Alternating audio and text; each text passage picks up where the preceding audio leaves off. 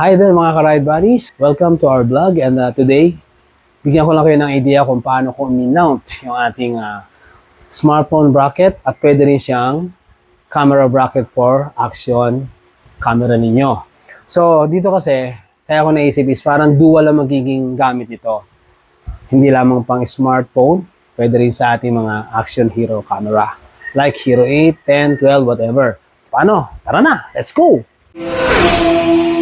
So, ito yung ating gagamitin. MotoWolf. So, motorcycle camera bracket. Actually, intended only to for yung mga action cam. Pero since meron tayo nito, cellphone holder, na kaya niyang mag-hold ng ganitong klaseng cellphone. And at the same time, meron siyang pang-lock. Meron tayong Ulanzi brand na may panghigpit at yung isa, spring type lang. So, every time you insert this, ganyan lang ang mangyayari niyan. So, delikado to when you're riding a motorcycle. Pwedeng mag-loosen up. Unlike this one, yan. Pag kinapit mo to rito, pwede mong hipitan siya. So, hindi yan basta-basta mahuhugot. And then, ito yung i-attach natin dito sa nakikita nyong drawing na to. Tatanggalin natin yung pang-action cam na yan. So, ito yung extender niya. Ito yung pinaka-ball na kung saan ito yung mag-hold dito. Yan, nakita nyo. Yan. Ito yung para sa action cam na kasama sa kanya. So, ayan. Kita nyo. Ito yung another parts. Ito yung para sa handlebar. May kasama siyang U-bolt. Ito yung maghihigpit doon sa handlebar. Yung nuts. Yan, pinaka-nuts. Washer. And meron din siyang pamihit na. So, yan lahat yung mga parts natin. And of course, gumawa tayo ng rubberized. Nice! Para doon sa part na to. As you can see, ito metal. This one, rubber to. Na parang may gatla-gatla. So, say magsiserve as para hindi dumulas yung holder or bracket, no? This one naman, ang trabaho nito, para dun sa handlebar, hindi siya makakagasgas. So, using this improvised rubber coming from tube ng bicycle, so fitted na siya dun para umikot sa handlebar natin. So, let's begin to mount this.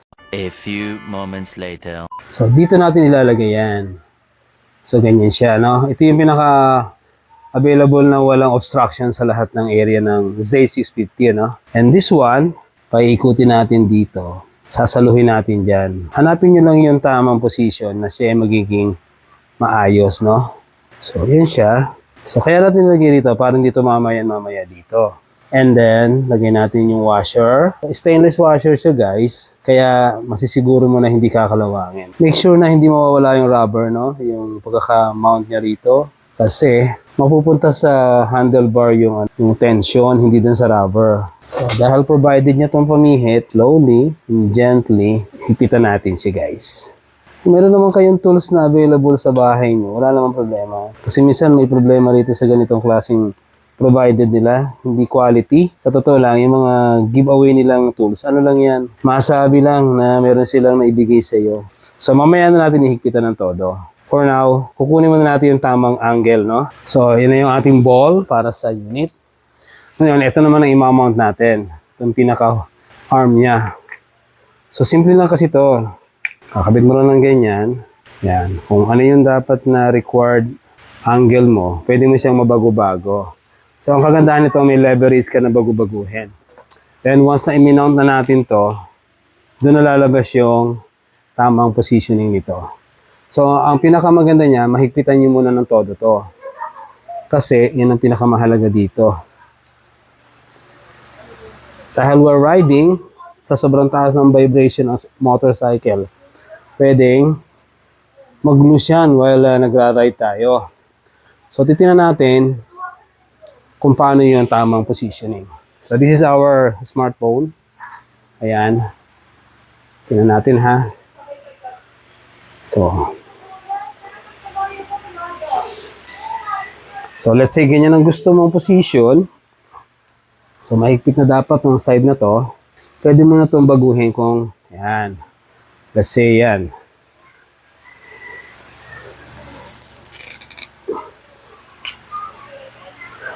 So, pag mahigpit na to, hindi nagagalaw dapat yan.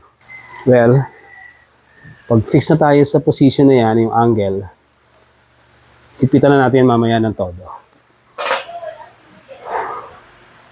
So, ayan guys yan, no?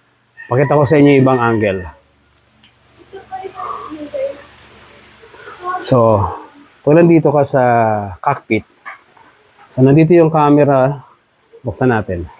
So, nandito yung camera. So, ito yung dashcam natin, pinaka-dashboard ng ating motorcycle.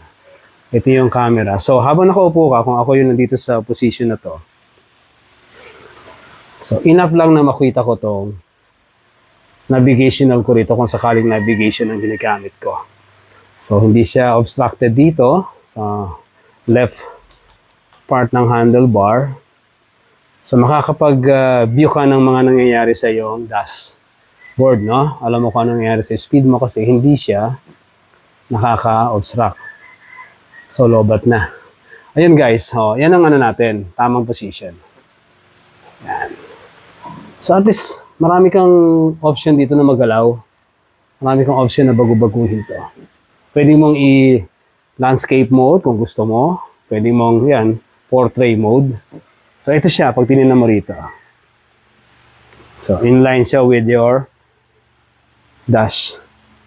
Yan ang harap. Yun.